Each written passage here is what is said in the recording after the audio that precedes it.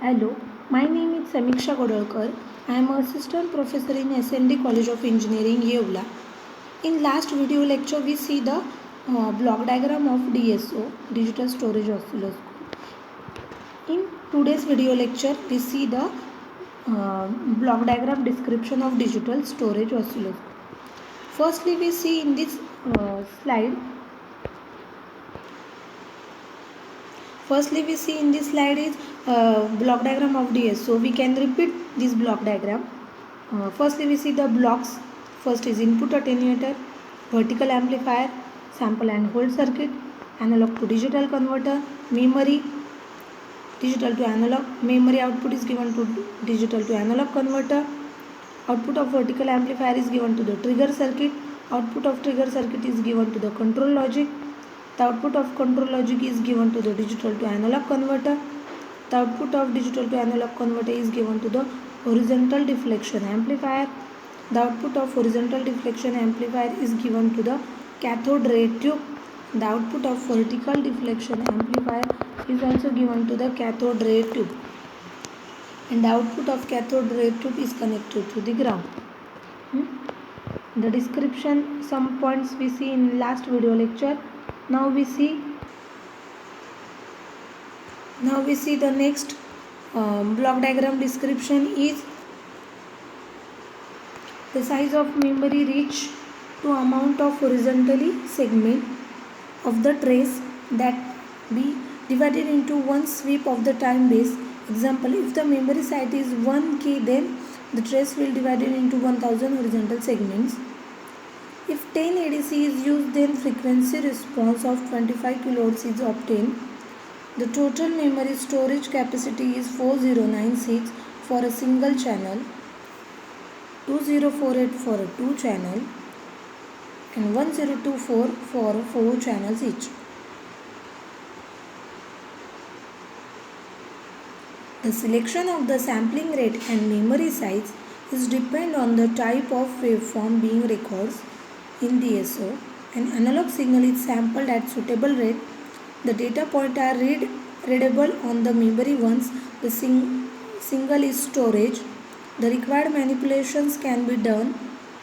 A continuous storage oscilloscope consists of the feature called pre-retrigger view. This indicated that events that occurred before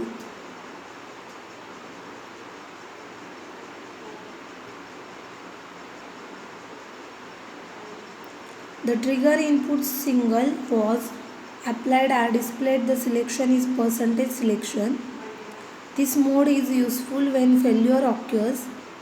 Single shot events are sometimes transient in nature and hence they quickly lost unless the waveform is stored. The observer cannot see such event are storage in the memory of the DSO, and memory can be rapidly read on the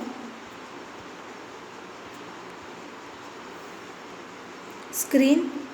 Continuous waveform can be displayed. The DSO following mode of operations. First is roll mode, second is store mode, third is hold and save mode. First is roll mode. This is used to observe the fast varying signal. Store mode, it is also called as a refresh mode and is most commonly used. Third is hold and save mode. This mode is used to lock to previously saved signal.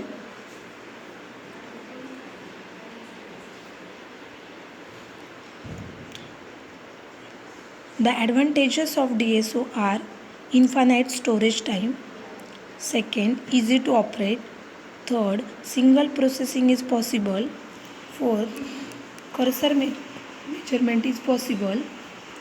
Fifth, it is capable of displaying XY plots and PV diagram and BH curve. Pre-triggering features allows display of waveform before the trigger pulse.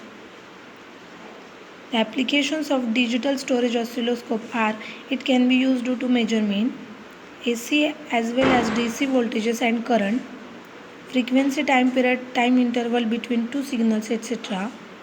Inductance and capacitance used to check faulty components in various circuits. used to determine the various modulation. These are the applications of DSO. Also we see the advantages of DSO and the block diagram description of DSO in this video lecture. Thank you.